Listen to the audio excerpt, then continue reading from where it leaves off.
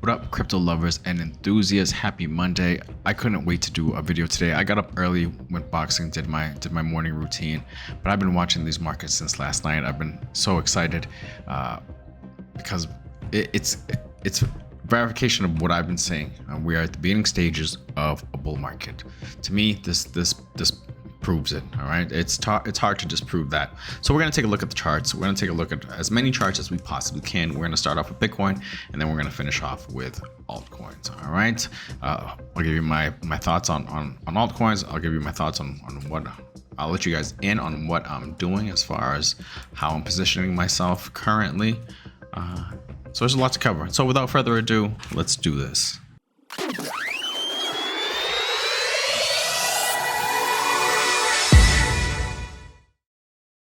Yeah, so we are in that time. It's that special time in the cycle where the bull run starts taking off. Now, compared to the previous cycle, at around this time, we were going through like COVID stuff, so it was actually a lot of opportunity. Of course, at that time, I was already tapped out, but I had a nice position. I am so much more better positioned because I went through a whole cycle and I understand this more. I understand this game more. And it's just exciting, and it's happening a whole lot earlier. We're not even at the end of the year. We're closing in on it, right? December has started out to be very, very nice. Now, let's get to where we are currently, okay? I'll let you guys know exactly how I see this, because I've been pretty right on with my analysis of what's going on. Anyways, we can see rejection here at more or less 42,000. Why? Because this line is very important. This line goes back all the way since its interaction with Bitcoin since 2013, guys. All right. Last time we touched it was June 23rd. Where's June? Right here. This is the last time we touched it. Since then, we've been underneath it, and we are touching it again. All right. So let's see. At some point, I think we do break it. Maybe a couple of attempts, a couple of days here, and maybe we start top out maybe at around 44,000. Now, is that more or less, or could this be a little head and shoulders? If that's the case, this says about 56,000. But I don't know. Kind of looks like it a little bit. I guess I'd have to manipulate. I manipulated this move. I mean, this look right here.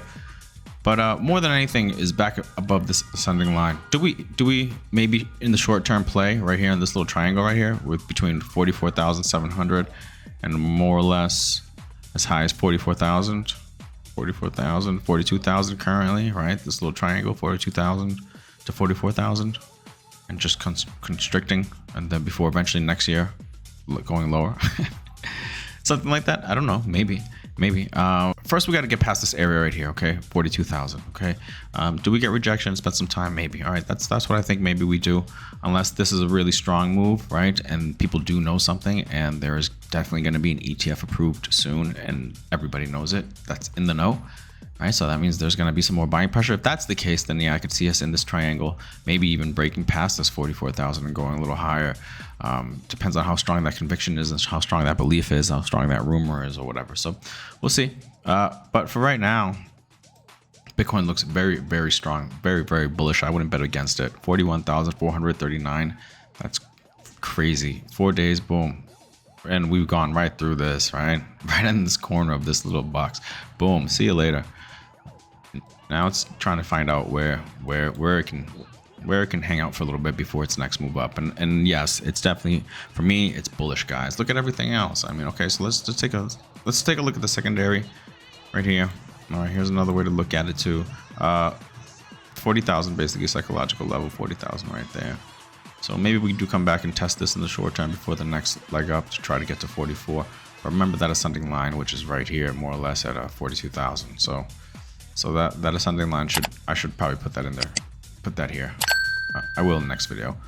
And so yeah, so this area of interest. Maybe this is an area we do hang out for a little bit, or maybe we break right through. We'll see.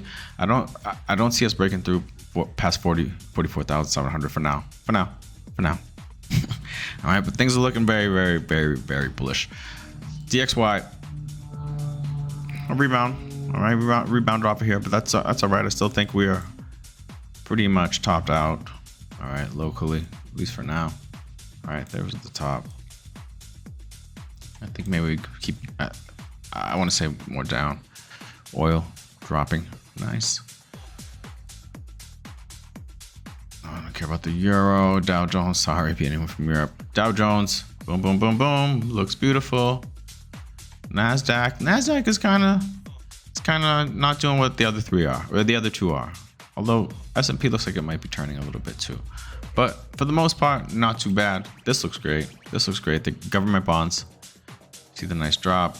10-year bond yields. I got the bond yields, the 2-year government bond yields, 10-year government bond yields. This is what we need. This is exactly what we want to see. Nice downward pressure, guys. All right.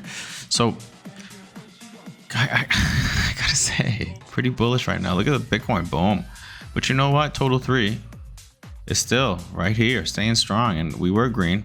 Although I will say personally, my portfolio is more or less the same, and that does make sense because Bitcoin got to do its thing. And I hope Bitcoin keeps going higher because eventually the altcoins catch up, and that's when my portfolio goes boom through the roof, guys.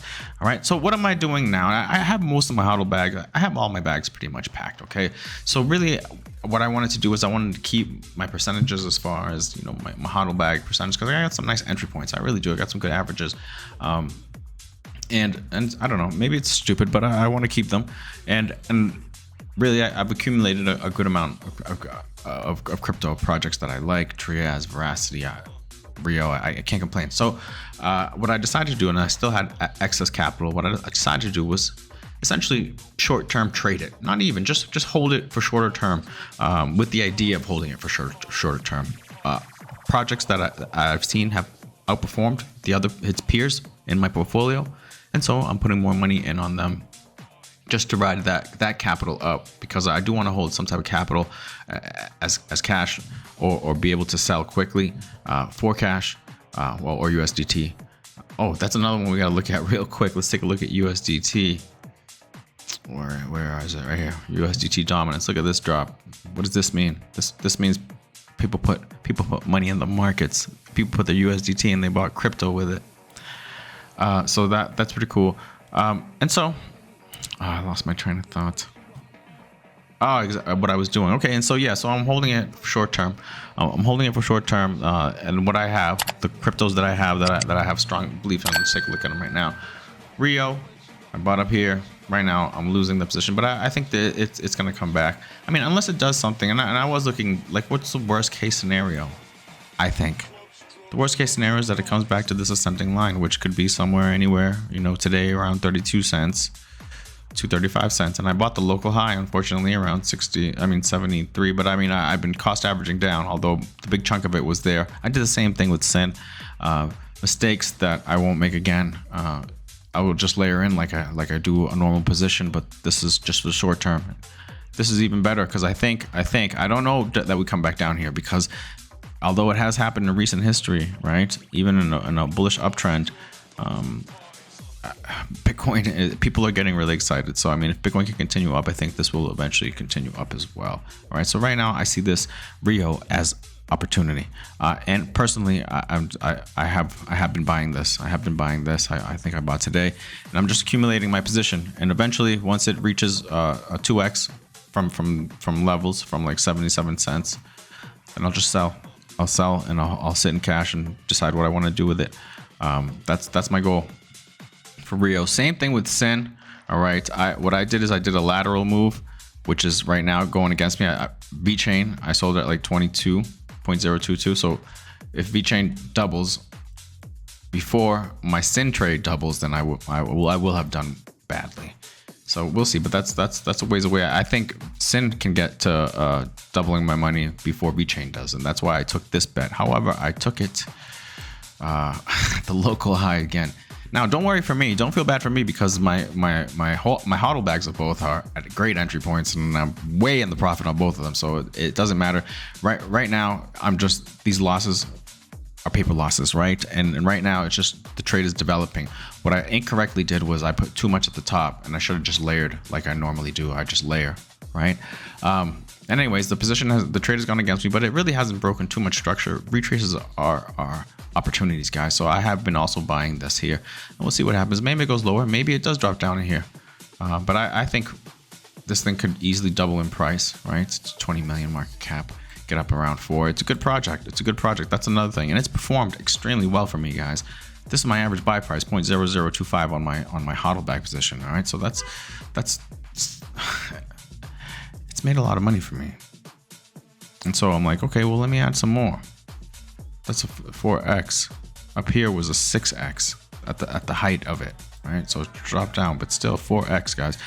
So this hodl position, I mean, this short-term trade position is sizable, though. It's nice. I have a nice chunk of capital in trades right now, so I'm waiting for them to develop, and hopefully they go up this way. Another one that I thought short-term trade, because it's gone well for me, is Trias, because I think also isn't every dip is an opportunity for Trias. All right. So what I did was, although it's a much smaller position, although this is my biggest holding from here, from 288. So what I did was I started buying this dip, and then this has come up. So I am in profit in that trade, but it's a small position. So for Trias, I'm not looking to double, because Trias moves a little slower. All right, but I am looking to get from here maybe another 20%, 30%. I want to see it up here before I sell. All right, so I do have some targets. And then another one that I actually sold out of, because the project looks good. It's just that I'm waiting for that pullback, which never came. Right, I sold at like 17, 18, and then it did all this. It's called Shrapnel. All right, it's a gaming play, and I bought back in. Now. It's going to be a short-term play, because tokenomics are horrible in this project, really. So you can only really get based on the number of the circulating supply at the end of 2025. Like, if it then there's it doesn't make sense for me for a long-term play, but for a short-term play, I think I might be able to ride it up until March, when I think there's either going to be unlocks of tokens. All right, so there's going to be some dilution around that time. So you have basically until then, as far as I'm concerned. I have basically till then, as far as I'm concerned. So I mean, I can just trade, hold, sell 50, 60, 80%, whatever it is, because that's basically what I'm gonna try to do, a minimum 50. And that's my goal for Trias, get a quick little 50%, and then put it into other things, because I have my bags all set up. The only one out of those three that I've mentioned that I don't have a nice bag of is Shrapnel, because I just don't believe in it long term. So, but I believe in it short term, and I'm just gonna ride up what I can with it. All right, and then use that for other stronger conviction plays that I want to hodl into the bull run. All right, so that's basically what I'm doing, guys. Those are the projects that I showed you. Let me show you some other ones, some interesting ones. We are in buy the dip territory, boys and girls. If you didn't know, now you know. WadsPay, here's one people like. I think will do very well. I have a nice position in WadsPay as well. Can I say I did well in the bear? All right, and here's something that you can see. Right after a long ride up, a pullback. Right, this was a pretty deep one, and it came right back up. Right, and then more or less it just lateral, sideways. So this would be a great accumulation zone before eventual move up. Boom, which it did. Right, we can't really tell when. Right, we can't really tell at this point. We don't know. Boom.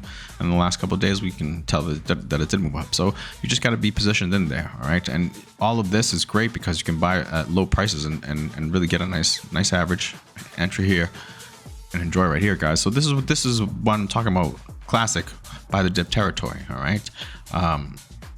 WadsPay, ORAI is one that you should also take a look at. Okay, so it did all this, right? This is my average buy, $2.43. And then same thing before the next move up. Now, do we know when this move is going to happen? No, we don't. All right. So that's why during this boring time, it's when you accumulate and boom, wait. All right. Wait, it'll blow up. And that's what I think is going to happen to the three trades that I'm in. But instead of, like, for example, in ORAI, my hodl bag, I'm just going to hold. I'm not going to sell. But if I had like a trading bag, then yeah, I would sell. I would sell this move, and keep some money and then put on something else. Because, I don't know, I want to keep myself entertained. And maybe that might not be the best move. Maybe the best move is just to put everything in something and just wait. But I want to have capital on the side because new projects do come up. New stuff does sometimes look better. New information comes out. And you want to have capital to allocate on these things, right?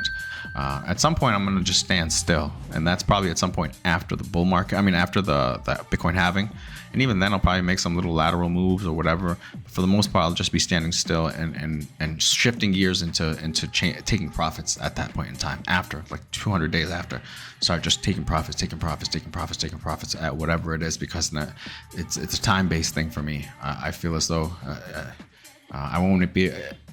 I feel as though there's like a good timing area, and I think it's like 300 days or so. You do have a good amount of time to just take profits for like basically a year. So that's what I'm gonna do. That's my spiel. That's my spiel today, guys. That's my story, and I'm sticking to it. That's what I wanted to say. I'm trying to see. Image generation AI is getting some strong consideration for me for as far as another project that I might want to just that I might just want to hold and trade, because the moves it has are pretty violent. 0.01455 is my average price, and it's at 0.04. What is this? What did this do for me so far? It's nice, although I wish I would have put more money in. Just a 2x. Just a 2x. Unbelievable how crypto is. But yeah, pretty nice. I'm happy with this one. I can see it that, you know, boom, after some accumulation, after a drop, it's gonna come back up, and we're pretty much at all-time high, close to all-time highs. All-time high was just November 2023. So there is a lot of upside here to image generation AI. So I wouldn't mind just having a nice little hodl bag when it pumps, boom, and then just, because I mean, not a hodl bag, a nice little trading bag, because when it does, I'm just gonna sell and put it into other projects. Easy money. Not really though. There's a lot of work to it, but it looks easy. It looks easy. It's really not, and it could be just a stupid move, and I could end up losing more than I could have just putting it in hodl bags. All right, so that's something. But I'm gonna try. I'll let you guys know how it goes.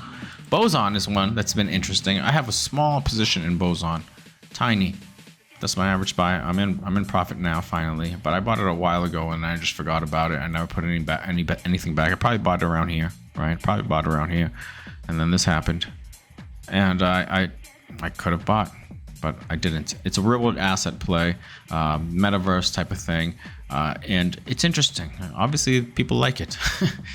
Off the highs, let's see real quick, and then we'll finish with that one, guys. All right, Boson. Okay, just getting started. A 1x, 176%. Pretty good. Not too shabby. I'm up just a little bit because my average buy was bad, but had I believed more in the project. And there's one that I didn't believe in it this whole time, and now around here I'm starting to believe in it a little more, and I've thought of putting a little bit more capital in, but I'm like, I don't know, we'll see. Maybe in a retrace. If it retraces back below my average buy, I will. If not, then I'll just stay where it is. Or if it gets close to my average buy, because I honestly have a tiny position, and it looks like it might do well. It might do well, and that's another thing. That's why you always want to have cash a bit. USDT, USDT or equivalent, right? Available to dry powder, as they say, so that you can put money into situations that arise, because you just never know. This could do 100x. You just never know. So that's why I have a little bit in there. Cool, guys. All right, let's leave it at that. Let's start. Exciting times.